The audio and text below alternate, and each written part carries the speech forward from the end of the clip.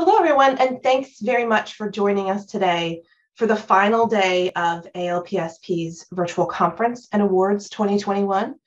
I'm Betsy Dennehu, and I'm the Managing Director of Publisher Relations from Digital Science. I'm here today to kick things off and provide a quick rundown on today's session. So the theme for today's conference session 4 through 6 is the Great Reset, scenario planning for life after COVID. Afterwards, we'll have the awards for innovation in publishing, as well as the conference closing. And in between and after the sessions, there will be opportunities for virtual networking, and we really do look forward to seeing you there. So session 4 is titled Scholarly Communications, Evolution or Revolution, and it's sponsored by the Royal Society of Chemistry. Session 5 is really about business models, and it's titled Which Business Models Will Prevail? And that is sponsored by Silverchair.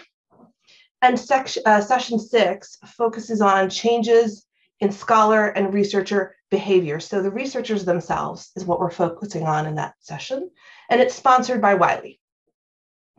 So just a little primer on what you can expect for these scenario planning sessions.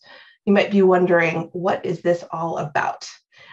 Well, without doubt, the pandemic has really taught all of us how uncertain our world is and how changes beyond our control can really have a profound effect on our industry. So what we've done is crafted a series of plausible versions of the future and invited 3 different panels of experts to discuss the implications of scholarly publishers, as well as the potential outcomes. So our aim for these sessions is not to predict what will happen, but really more to explore. We're not looking to make accurate projections, but instead create a framework for discussion. And ideally, participants joining today will walk away with a few ideas or priorities to bring back to your teams and organizations. And by considering the realm of possibilities, our aim is that we may help you to be better positioned to plan ahead in the face of uncertainty. So without further ado, I'd like to hand over things to Roger. And Roger is the chair of session 4, Scholarly Communications, Evolution or Revolution. Over to you, Roger. Wonderful. Thank you. Thank you so much. The panelists and I are so excited to be here today and have a chance to discuss some of the potential future scenarios for scholarly communications. I want to just acknowledge the 3 terrific speakers that we'll have. Michelle Avasar-Whiting from Research Square, David Crotty from Clark and Esposito, who's also my editor-in-chief at The Kitchen, and Jennifer Gibson from eLife. But I want to give a really special thanks to Nikul Patel and all the other members of the program committee who played such an essential role in pulling together this whole framework for today, and also the scenario that we'll be discussing together now. So I'd like to pull that up now, and I'm gonna put this up so we have a chance to look at it and think about it for a moment, and I'll go through it as well. But as I'm doing so, I want to just take a moment to acknowledge that the whole concept of scenario planning, as Betsy was describing, is really all about thinking about lots of different plausible scenarios and trying to help organizations and our sector as a whole even think about the potential future changes, how we become more resilient, how we become more effective, or for that matter, how we draw down certain elements of our work in the face of a number of scenarios, which hopefully can then help us with, help organizations with strategic planning. So if you were doing a scenario planning exercise within the context of an organization or a company, you'd be presenting 3 or 4 or 5 or whatever different scenarios and kind of evaluating your own strategy and your own capacity and assets against those different scenarios. Today, we're going to imagine this one scenario here and spend some time thinking about what it might mean for some of the organizations and parts of the sector represented on our panel. So the future that we're going to imagine in our scenario is one where, here they are, regional shifts continue. And we spent some time talking about how dramatic of a future in terms of regional splits should we actually get into. And specifically, we spent some time talking about how far of a change with China's relationship with the West might we expect to see as part of that future. The news just this week out of Australia, for those who followed these things carefully around maritime and submarine issues, suggests just some of the ways in which the world's changing. But we won't get into that today. In terms of the regional shifts that we're going to talk about, we're simply going to talk about China's government and China itself becoming the world's largest producer of scientific research, and therefore mandating that all Chinese-funded research be published in domestic journals or preprint servers through domestic rather than international or foreign outlets. We're also going to talk about Latin America and Africa producing a substantially larger share of the world's research. So these two kind of different dynamics, but as examples of substantial regional shifts that we would expect to see continue under this scenario. A second category of shifts that we're expecting to see, or that we're I shouldn't say that we're expecting to see, but rather that are part of the scenario that we're here to react to today, are around preprints and journals. So we're projecting that preprints become the primary method for dissemination of research globally, overtaking the formal journal, and that journals then become this mix of directly submitted content, as well as selected and reviewed preprint content. So that kind of layer, sort of peer-reviewed layer on top of preprints. So we're expecting to see in this scenario some substantial changes in that whole arena. And then, finally, we're expecting that integrity and review will be areas that will continue to have substantial changes.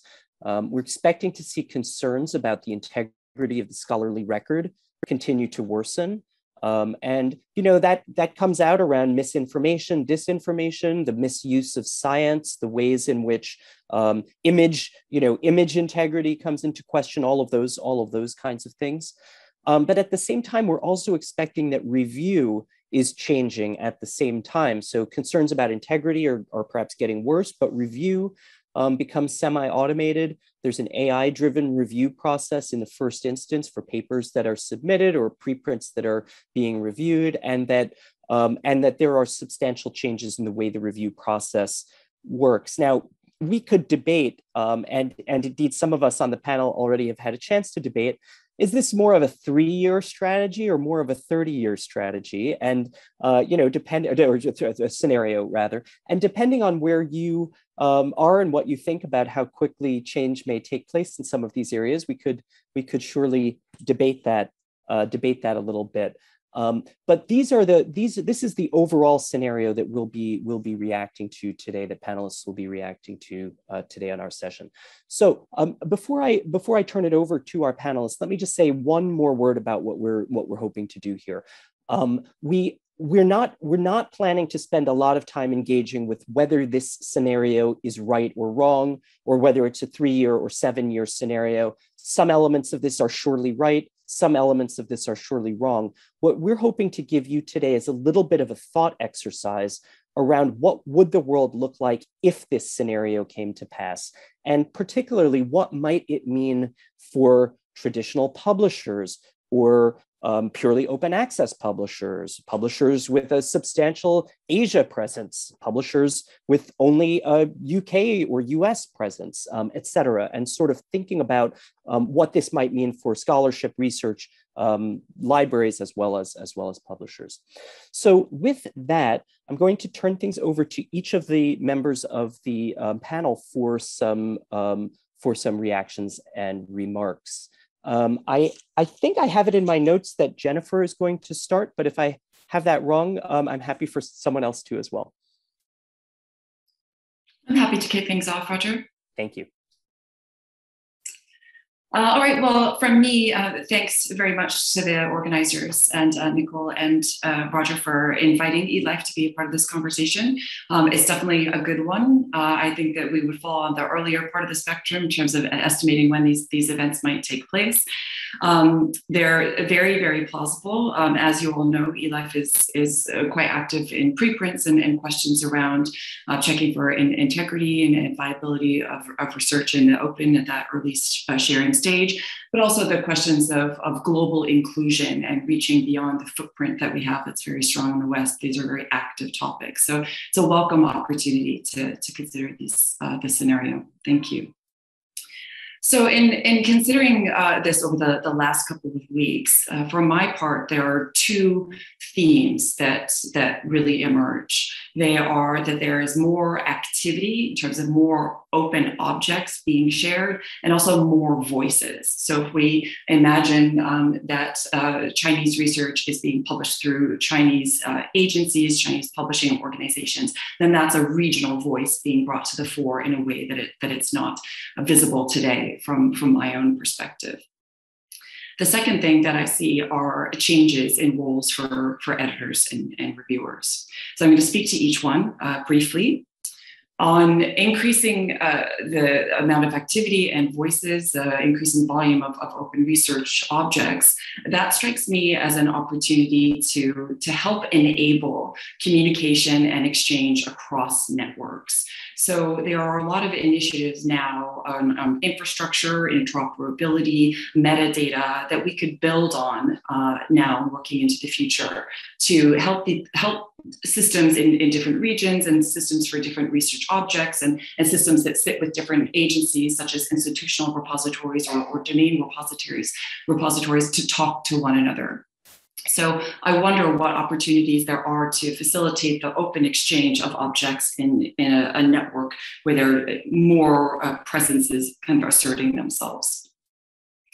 So there are a lot of things ongoing here, as I said. So I think there are some protocols and processes that might be adapted to this purpose in order to create or deepen connections between objects like data and preprints, and also events like peer review. And in this future network, I wonder if we might benefit from more explicit versioning indicators. So if there's you know what I'm talking about, versions of preprints, updates to preprints, changes to the article after it's been peer reviewed. So do we need some more explicit markers for versions in such an environment? And also translation. So I'm kind of imagining taking China again as an example. Let's say Chinese research emerges in Chinese, and we want the benefit of the outcomes from that research in any other corner of the world. At what point does it make sense to translate that material for the benefit of the reader? Is it at the point of output or input or some point along the way? And I think there's a lot of really interesting activity in translation these days that we could build on. There are challenges, of course, that pop out at me in this type of situation, and they are a Western-based research assessment systems. So at the moment, my impression of Chinese research and Chinese research, especially in biology and medicine, is that they're looking to Western journals for validation. And people want to publish in Nature in order to advance in their careers. So I think that's a challenge. And also, especially for those publishers who have strong footprints in Asia and in China, this could challenge their revenue streams. So I wonder, how might we help to perpetuate local validation systems that could be recognized on a global scale? So, a Chinese-based research publishing system will need its own markers for what's significant, important, and relevant. Then I think as to complete that system and give it power, then how do we translate those markers to the global community? And similarly, if we support regional knowledge production and sharing for different regions of the world, how do we help people to understand what's important and relevant to them? So challenge and maybe an opportunity there. And then with respect to challenges to establish revenue streams, how can publishing organizations diversify value delivery and revenue profiles? So big question, good question, but I think it does, again, taking, well, let's say Latin American research outputs increasing as another side of this equation. What do the organizations on the call here have to offer to support that? And how might we repackage ourselves to support that type of activity and change some of what we're doing today? So I'll stop there and I'll move to my second reaction, if I may. There's a lot in here, so I'm looking forward to hearing from the other panelists and from the participants on the call.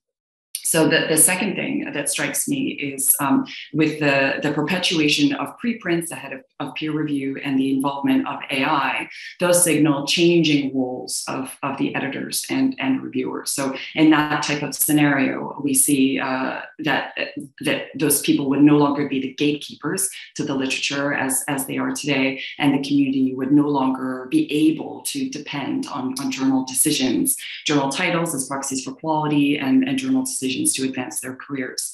But again, this strikes me as an opportunity to help connect the expertise of different disciplinary communities with more objects, and to move beyond the connection of editorial boards with individual journals. So it's something that we're tinkering with a little bit at eLife now, where we're bringing the expertise of our editorial board to the preprints. So you could imagine a future scenario where lots of editorial boards become a little bit more distant from the actual journals and bring their expertise to the repositories, to the preprints, and help the reading community to understand what's important and relevant for them in all of their different facets. So I think that's really interesting. And I do feel that it will be really important to have qualified human validation for sections of open research, definitely. And that goes to the research and integrity question that we have on the table. I do see a pretty significant challenge for journals and publishing organizations of today to reorient ourselves to a world like this. But I also think that we can add good value. Publishing organizations know how to organize peer review. We know how to chase busy reviewers and get it done. And that's a particular skill that I personally see enduring for a while. And the other opportunity that leaps out at me is the communication of new results. So publishing organizations have a discrete skill there, I think, in signaling to potential readers the importance of a data set, the importance of a preprint, or warnings around preprints as we experienced last year. So so another opportunity to really ask ourselves where we add value, what type of value we would bring into a scenario like this one. And finally, another opportunity that strikes me is if peer reviews are open in that environment, and I would assume that they would be, that opens up a whole learning opportunity, because there's a huge layer of people who would like to learn how to do peer review and would like to understand what is in the black box of peer review. So if reviews are also open and connected to the iterations of new reports, then it's a chance to add value there and to help organize understanding and training around peer review. All right, I'll stop there. So first time reactions, and I'll look forward to what the others have to say. Jennifer, thank you so much. I believe we're going to turn things over to David now for some opening remarks as well. Okay, thanks, Roger, and thanks to ALPSP for asking me to speak. I'm going to kind of run through each of these, trying to take a little bit of a business perspective and a scenario planning perspective, starting with the first of China moving to requiring research to be published in domestic journals. A lot of people I talk to think this is more of a when than an if situation. And journals that rely very heavily on Chinese research are going to take a serious financial hit. And I think this gets emphasized, particularly if you're a journal that relies on APC revenue, where you're getting paid for each individual paper that you publish rather than selling a sort of subscription to this overall journal where you have a little more flexibility in the quantity of content that you put out. right now, under the rules in China, they are strongly encouraging partnerships between these domestic Chinese publishers and international publishers. And if those partnerships continue on and those arrangements still count as domestic literature, then again, that's going to favor the people who have gotten into those sorts of organizations. And that probably favors the larger commercial publishers who have the capital and the global reach and the personnel already in China who are able to get those deals in place. So if you want to prepare for this reality, you really need to understand the Chinese market. You need to be making connections. You need to form partnerships. Consider having personnel, in place in this market, business reasons and pandemic permitting. But I also think there are some bigger questions that this raises. I'll briefly, Latin America and Africa, I fully expect their share of the world's research to expand. The rate at which it expands is probably going to be dependent upon governmental investment in research in the individual countries and the regions as a whole. We see China's growth because there has been this huge concerted effort by the Chinese government to really build out their research program. So I have no doubt we'll see really good research coming out of Latin America, or more good research coming out of Latin America and Africa than we see now. The question of the rate of growth is really going to depend on governmental investment. But speaking of governments, we have these sort of two contrasting forces right now. The trend in the research world is towards open. And the geopolitical trend we're seeing more and more is towards nationalism. In the US, we just went through 4 years of, America first as this approach. And we're not alone in this. So, we have, the idealism of research that we are in this for humanity. We're going to increase the world's knowledge. We all just want to be open and share everything. And then you have governments who are saying, well, is it in our best economic interests to, give all this stuff to nations that we compete with? Why are we paying, why is the US paying to help China? Why is China paying to help France? So you do have these two sort of diametrically opposed forces. And that brings up to me two additional scenarios, which I think, Jennifer mentions language. Right now, English is the standard language of research reports. It's the common language of science, the common language of research. And it's interesting to think about what would be the impact if, in addition to, China saying you have to publish everything domestically, all those journals said, we're just going to publish it in Chinese. Probably most researchers in China can read English because they want to keep up with the global literature. There are very few researchers, in America who can read Chinese. So what does that do? Does that slow global process? Does that favor particular regions? You can say the same thing for Latin America, for Africa, for any country, really. And what's really interesting to me from a business point of view that I think Jennifer pointed out is, is there a new business in translation services of, these papers are going to be published in Chinese in a Chinese-owned journal. Does your company then do a deal with that journal and publish the best of that research and translate it?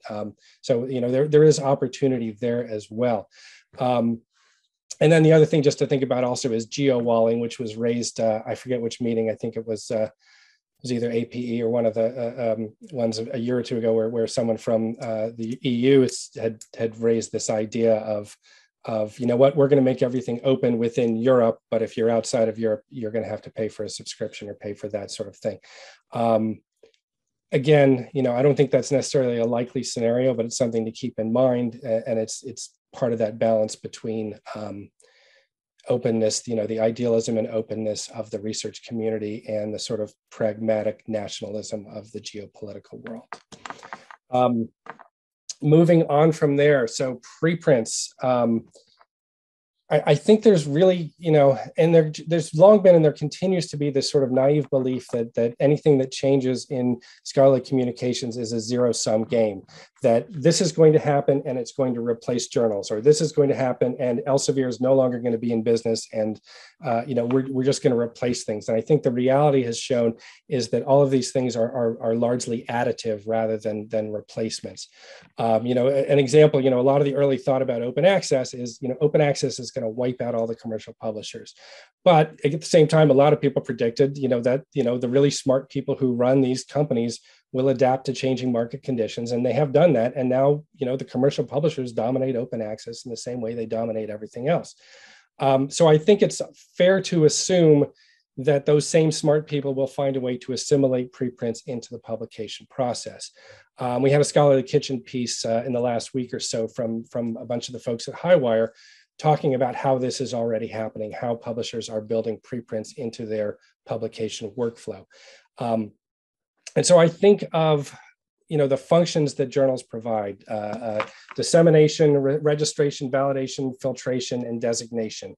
And preprints really slot into the first two of those: dissemination, getting the material out so people can read it, and registration, so marking, this is the time point where this person or this group of people publicly declared this idea. There's no reason why it's incompatible that would just sort of become part of sharing the load with the formal journal. And in some ways, it's a really good thing, because what it can do is it can let journals slow down. Right now, speed is a big selling point for journals. Publish in our journal, we'll get your paper out faster than our competitors will. It's not great to emphasize speed over rigor. It can lead to sloppiness. It can lead to things getting through that shouldn't get through. It leads also to an increased burden on peer reviewers. Get this, you have 2 weeks, you have a week, get it out. We don't want that necessarily. So, potentially here, if we integrate preprints into the standard workflow for publishing a paper, then the journal can take that slow time. And in some ways, I'd love to see science journals sort of start to mirror what we see for humanities journals. I mean, you publish a paper in a lot of fields in the humanities, you're going to do 7, 8 iterations. You're going to work really hard with an editor to really do multiple versions and really refine your argument and optimize what comes out. So, there's a really nice outcome here of preprints, get it in there, and then let's really refine and optimize that final output. But I think my biggest question about this scenario is who pays for all this? Preprints have been established now as something that's free. It's free for the author, it's free for the reader, and yet, there are significant costs in running a preprint server.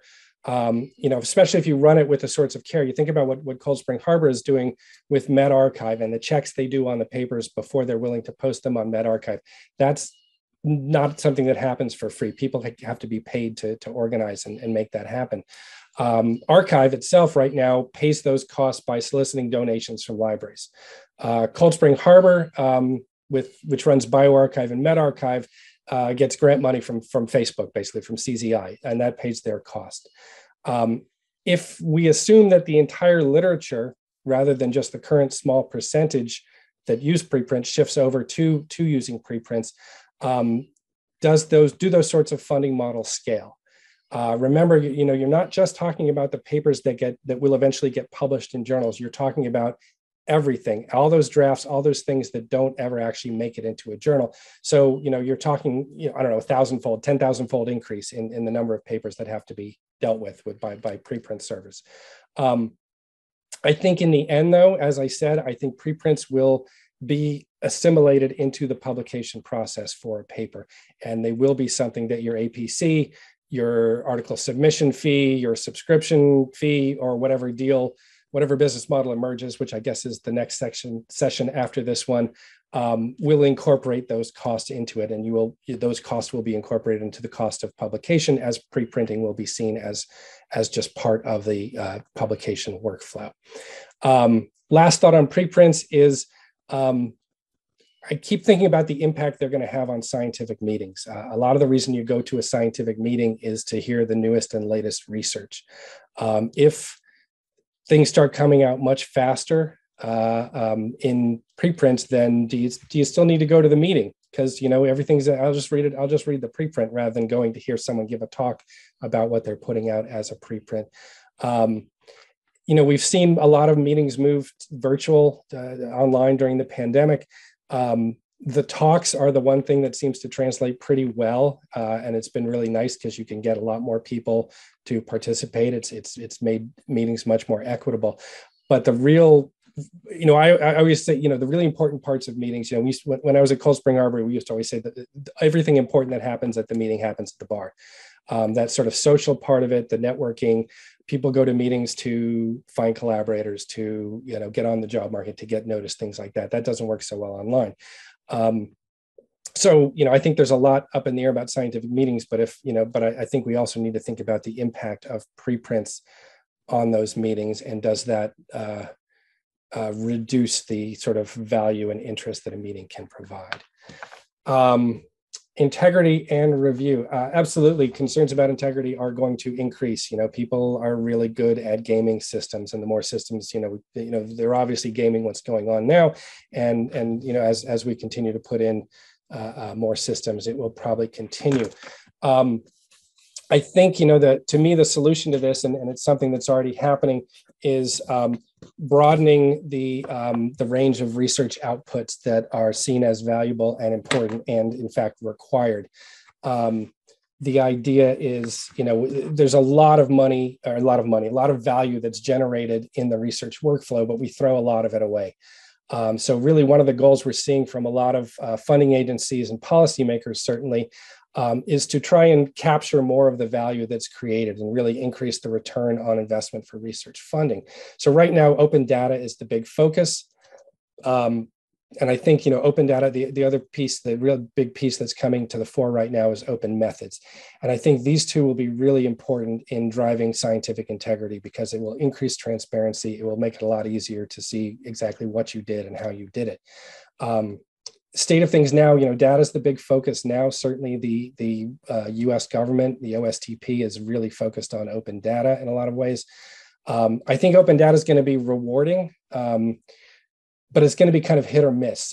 Some types of data and data sets are incredibly valuable for reuse, but not all of them, and probably not the majority of them.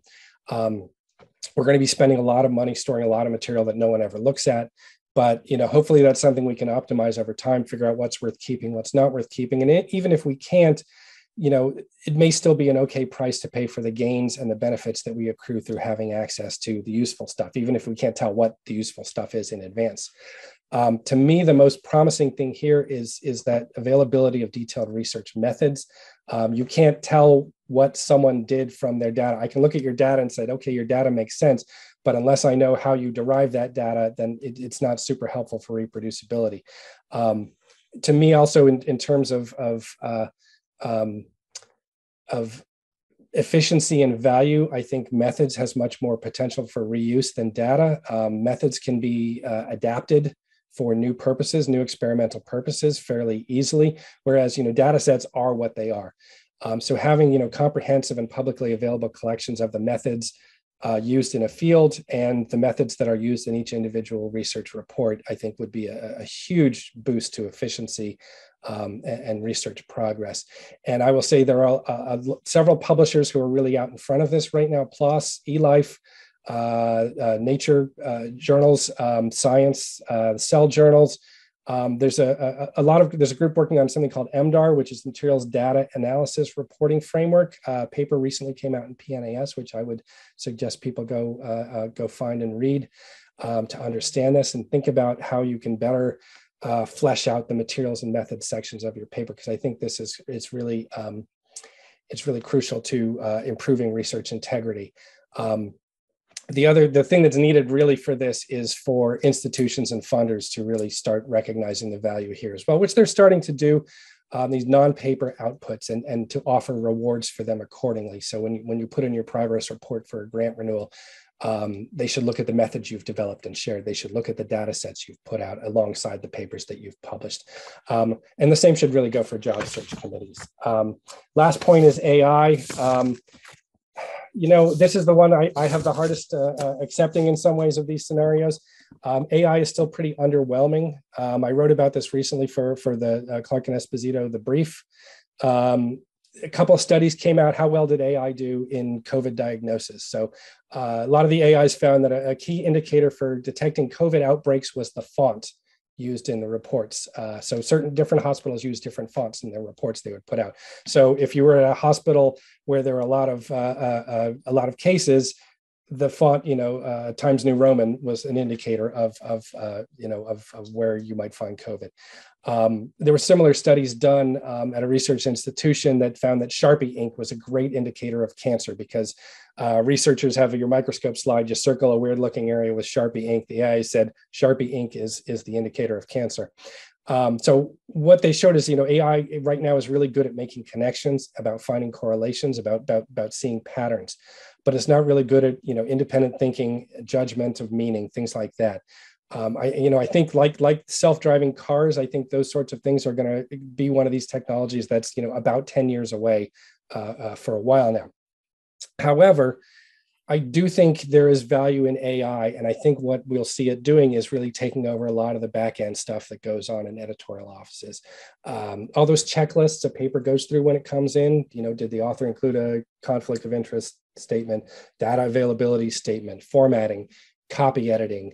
I think there's, looking at images, have the images been manipulated? There's a role there for AI, certainly.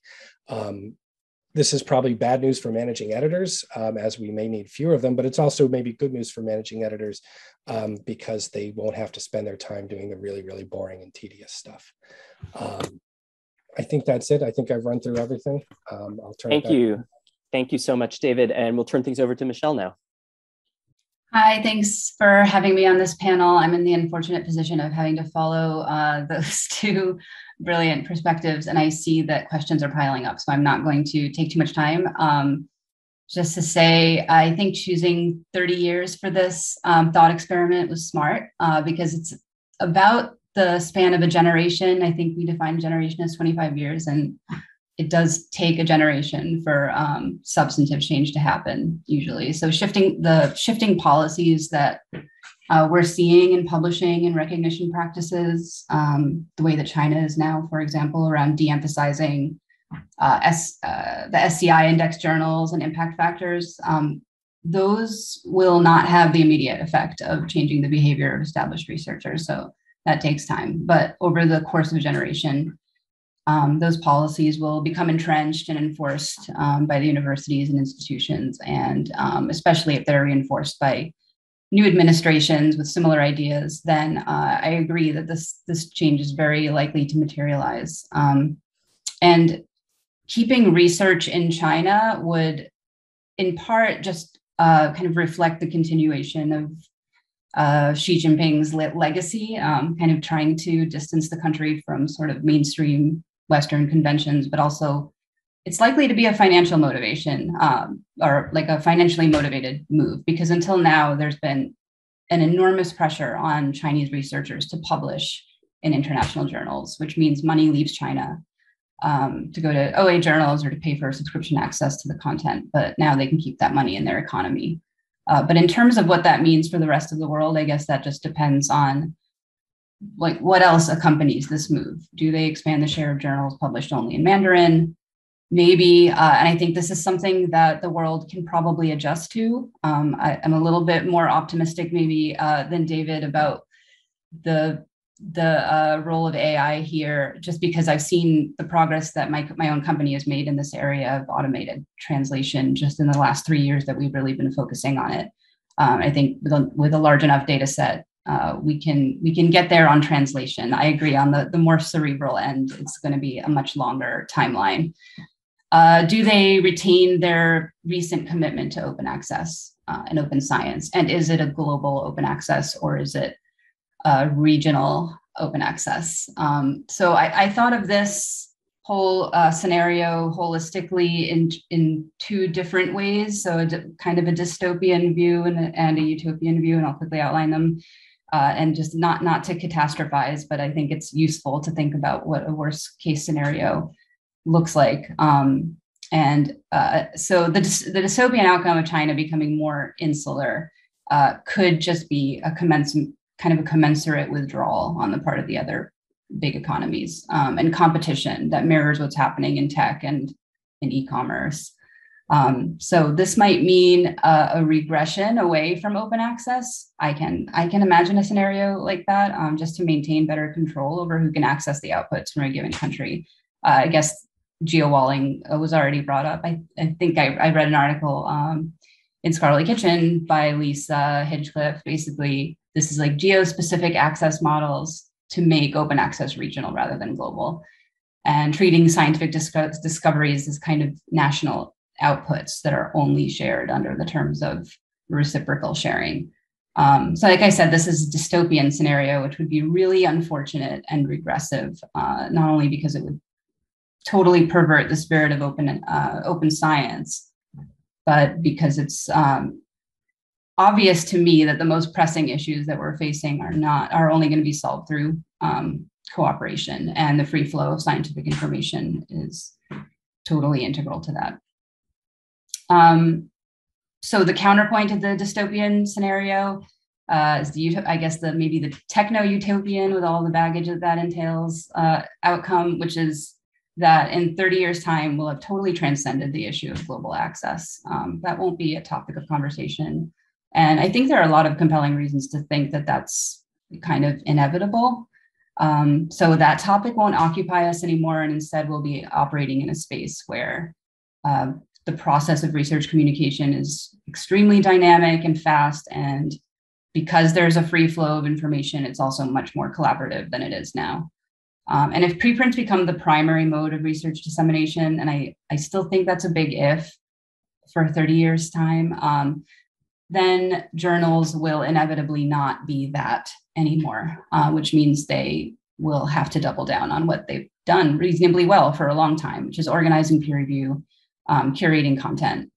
And in this world, I would expect overlays or similar models to become the norm, which I think will address some of the chaos of versions that we're seeing right now, just because it's much more parsimonious in general. A preprint first world probably means a doubling of content at least. So we'll also have just a huge content parsing and organization challenge on our hands because of the sheer volume of papers. And this will probably be accompanied by a demand for standardized machine readable outputs, blockchain-based programs to kind of parse the data and make any sense of it, given its volume. And in this world, peer review will also necessarily change. So like I said, I'm not in the camp that thinks AI is going to become sophisticated enough in this time span to handle or even really offset the more cerebral aspects of good peer review. But I do think we'll be looking at next generation AI in 30 years, which will almost certainly be developed by China, given their outsized investment in this area. Apparently, even the provincial level investment in AI is bigger than the entire US investment right now. And so it'll be of the sort that can help us meaningfully triage papers and probably screen them. This is pretty much exactly what David was saying, that screen them sufficiently for posting as preprint for sure. So we can probably do away with that step, with the use of AI, and all the papers will just kind of go up automatically. So probably replace me in 30 years. Okay, and I'll leave it at that, just to leave 15 minutes for questions. Let me thank all three of you for such wise remarks, and I think really complementary perspectives that you've shared.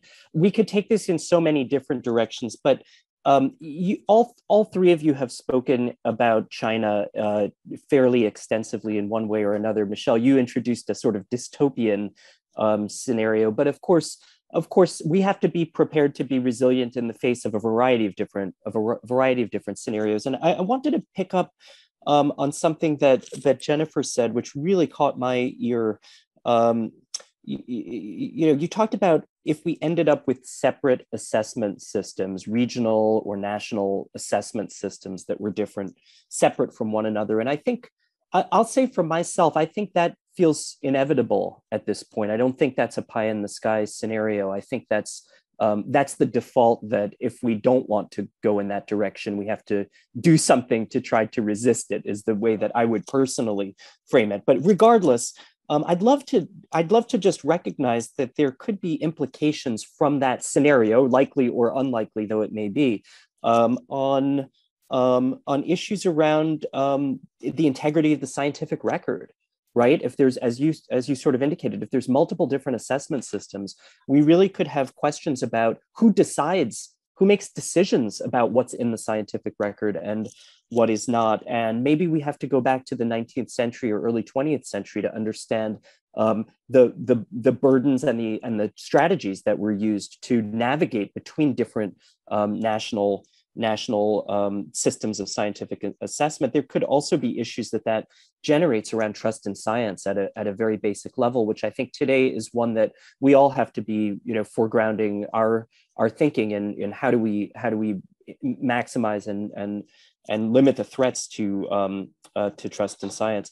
But I think this question about about the dystopian scenario is actually really important. And we're seeing a clear separation between China on the one hand, and it's not just the US on the other, a number of countries on the other hand, in terms of microchips, various kinds of tech innovations, broader economic and geopolitical splits that are happening right before our eyes today. I mean, this is not a 30-year scenario.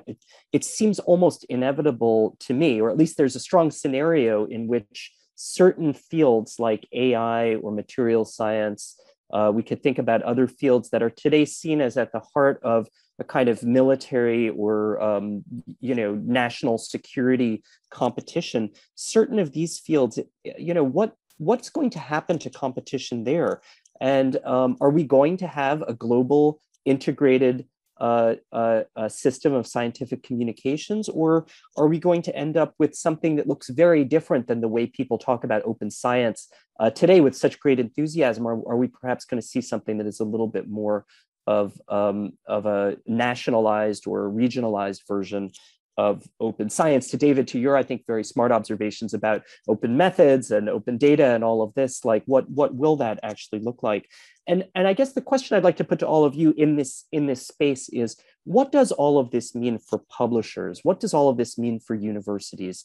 Whatever that scenario might look like there, can we push a little harder on what would the implications of that be for a global publisher? David suggested that APC-driven journals from the West that are largely dependent on Chinese submissions will see a business impact. But it feels to me like there are changes here that could be much more foundational, especially to publishers with a global footprint or global aspirations, either from the West or from China for that matter. So I wonder if anyone would like to reflect further on anything there, because I think that's a really, really rich area for discussion. Well, I mean, I'll just start. I mean, if I recall correctly, I mean, the biggest government, U.S. government funder with the biggest research funding budget is the Department of Defense, but we don't see the vast majority of the research that's funded. So I'm not sure this is a predictive doomsday scenario. I think we are already in a place where there's an enormous amount of research going on that just is not surfaced for national security reasons or whatever that. So I'm not sure it's necessarily that far off. I think it already happens. It is an interesting question of does it or would we see a broad increase and less of the research is or more and more is considered to be walled off in that way. I wanted also to get back to your point about local assessment. And I think, one of the things that I think, has not changed and probably won't change is this sort of, this value of journal brand. We want to, we talk about getting rid of the impact factor, fine, but you still know as a researcher, back when I was a researcher, I didn't know the impact factor of any of the journals, but I knew what a paper that came out in development was going to be like versus a paper that came out in developmental biology versus a paper that came out in genes and development. Each journal had its own personality. I knew what I could expect. Oh, those guys only publish, molecular biology. They don't care about, cell biology. Oh, those guys, they always let that one author through with those crazy, those sorts of things. And I think, there remains a value and there's going to be a value in the reputation of the brand of the source and researchers are good at that. They read the literature, they understand, they have their own lists in their head that are often very different than the Clarivate's impact factor list. So I think it's good to have variability. It's good to have different types of research being published. It's good to have different perspectives available. But I think that people will figure that out. I mean, scientists and researchers are smart.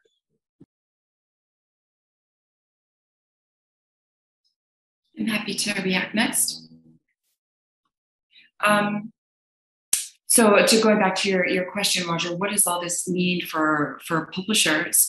I sense a lot of different opportunities, and I would encourage publishing organizations to really consider how they might embrace these opportunities and expand what they do. I think there are a lot of aspects of open research practice and open research communication practice that are emerging because the research community is dissatisfied with what publishing is doing. They want more. They want, there's more pressure. David mentioned speed.